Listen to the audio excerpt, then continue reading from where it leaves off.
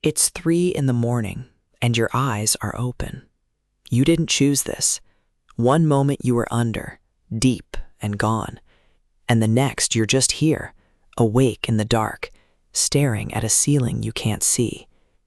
The house is silent, and somewhere in your chest a small, familiar dread is already starting up, because you know what comes next. The clock, the math, the slow, sinking calculation of how many hours are left, and how wrecked you'll feel when the alarm finally goes. You lie there, certain that something is wrong with you. For almost the entire history of your species, it wasn't. The unbroken night, the clean single block of 8 hours we are all told to chase, is one of the newest things about being human. Your body has been sleeping for hundreds of thousands of years. The idea that it should do so in one perfect sealed shift, from lights out to sunrise, without ever surfacing, is barely a few centuries old. Set it against the roughly 300,000 years your species has existed, and the 8-hour night is something we dreamed up the day before yesterday. And yet here you are at 3 in the morning, treating the oldest sleep rhythm on Earth as proof that you're broken. Because here is what almost no one tells you. That moment, eyes open in the deep of the night, may not be a malfunction at all. It may be a memory, a thing your body was built to do, on purpose, for reasons that once kept your ancestors alive. And once you understand what it is, you may never panic at 3 in the morning the same way again. Hold on to that. We will come back to why you wake. First, we have to go back to a time before the word insomnia existed, because for most of human history, it didn't. Let's start with something strange that a historian found buried in old paper. Roger Eckhirch spent years reading the private texture of the pre-industrial night. Diaries, court records, medical books, letters, poems, going back centuries, and the same odd detail kept surfacing. People did not write about sleep as one thing. They wrote about two. They described a first sleep and a second sleep, as casually as you might mention breakfast and lunch. Two distinct stretches of slumber, with a gap of wakefulness sitting quietly between them. This was not one village's habit. The pattern showed up across languages and across centuries, in references reaching as far back as the ancient world. For a very long time, this was simply how humans slept. You went down not long after dark. You slept your first sleep, and then, somewhere in the middle of the night, you woke. Not in a panic, not doing math. You just woke. And that waking hour, the very thing that terrifies you now, was for your ancestors one of the gentlest parts of the day. People used it. They lay in the warm dark and talked. They prayed. They tended a fire, checked on the children, made love, turned a worried thought over and let it go. And when the hour had run its course, they sank back down into the second sleep until morning. The night was not a single locked room. It was 2 rooms, with a quiet hallway in between. So where did that hallway go? The short answer is light, and clocks, and work.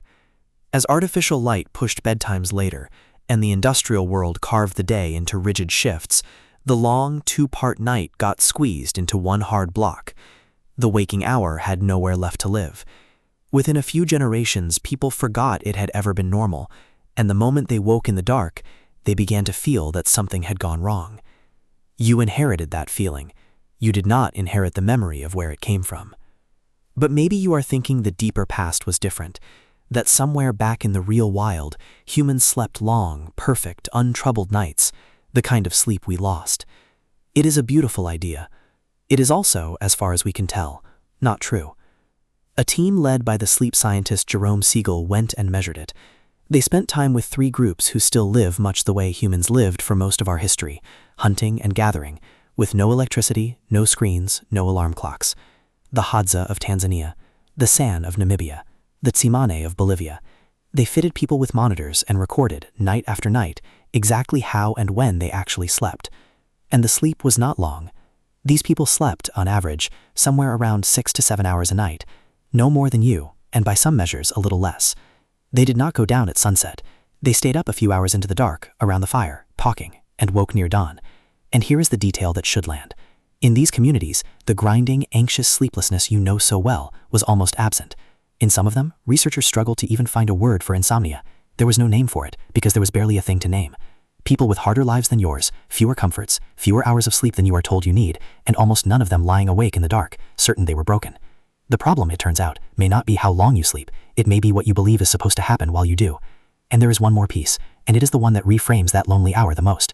When researchers watched how an entire group slept together, not one sleeper but the whole band across the whole night, they found something remarkable. The group almost never slept all at once. Over many nights spent studying the Hadza, the scientists David Sampson and Charles Nunn found there was hardly a single moment when every adult was asleep at the same time. Someone was nearly always awake, not standing guard, not on duty, just awake, stirring, shifting, then lying back down.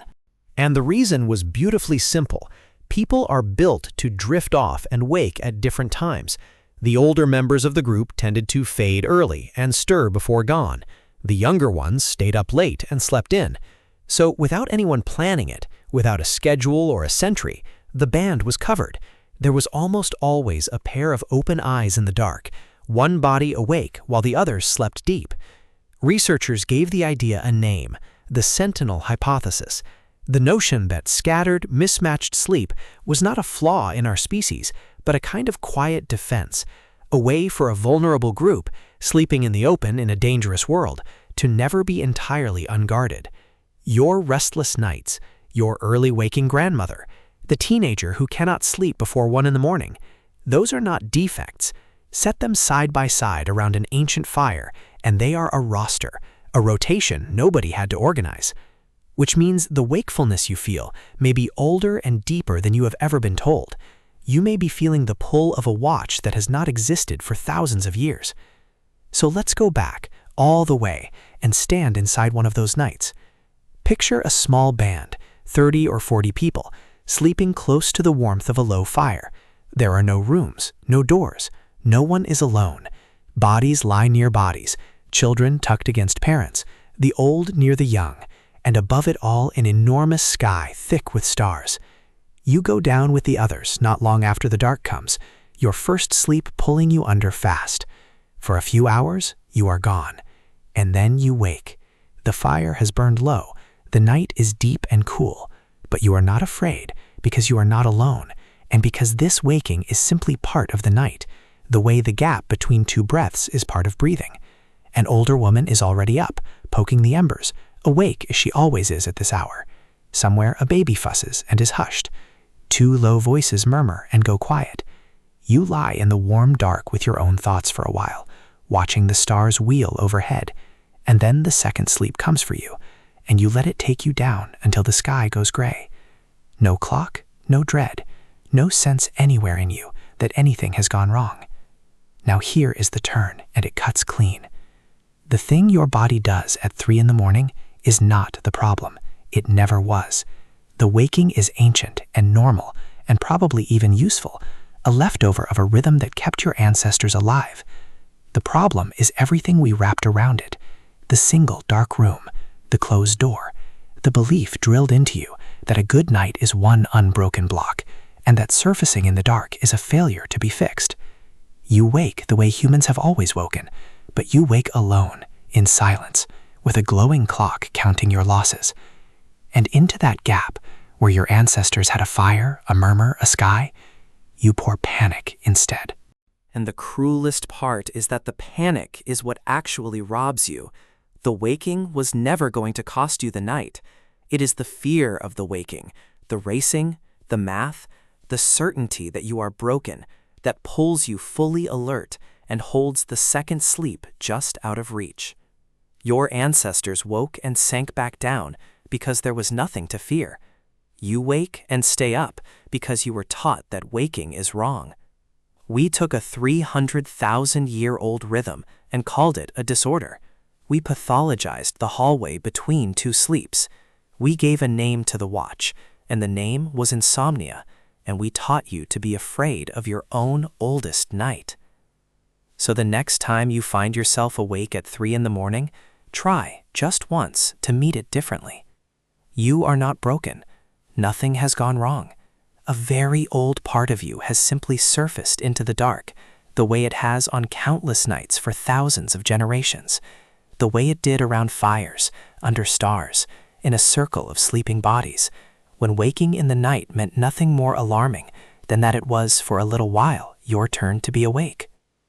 You do not have to fix it or fight it or count what it is costing you.